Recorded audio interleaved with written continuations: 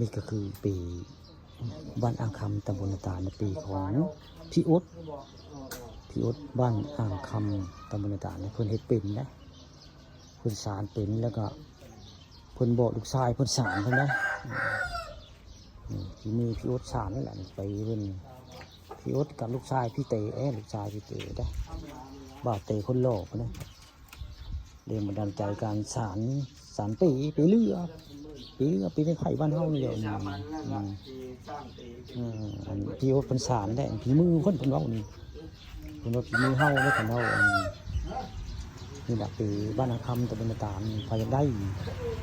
มาซื้อได้นั่นเพิ่นได้เป็นปีเพิ่นสำนานเป็นปีอันนี้ปีบ้านอ่างคำเพราะที่วันนี้แวะแต่บิด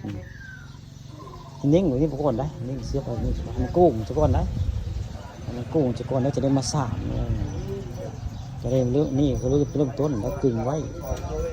เพื่อลวดได้หมัดไว้เนี่ยลวดวิธีการให้ของเพิ่นชีวิตการหาเงินคำส่วนบทของบ้านอ่างคำตำบลนาตาลอำเภอเต่างอยแต่ว่าจะเป็นคนเจ้าลวดมัดอย่างนี้ได้นี่แต่ปีเรือใครไปจับผู้ขาปลาทองคำปลาโสมเอาผ้ามาเบิ่งมาชมปีอันนี้ปีก็ได้เพิ่นเห็นไว้ก่อนที่สามด้วยง่าย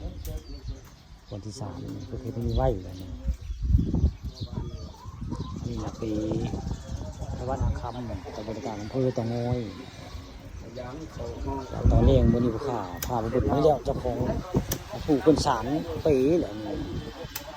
ต้นตำรับมันได้ยศอยู่สารปีนั่นลูกชายเขาเด็กลูกชายเพิ่นเป็นสารเลยนี่ล่ะสารบนนายอ๊ดหรือว่าลุงอ๊ดอายุ83 ปีเป็นผู้สารกระหยังแล้วก็สารปีอะไรนี่ปีไม้ไผ่ปีเรือปีเรือสารกระหยังสารของก็เป็นให้เพิ่นมาที่วัดบ้านอ่างคำตำบลนาตาลอำเภอเต่างอยตอนเรียนใจค่ำวันนี้ผู้ข่าป่าทองคำมาชมพามาชมบริเวณบ้านอ่างคำตำบลนาตาลเมื่อบุญปีอะไรปีเรือมีหลายราคาเลยมีน้อยมีใหญ่ไปได้ก็มาที่นี่มาบ้านที่วัดอ่างคำ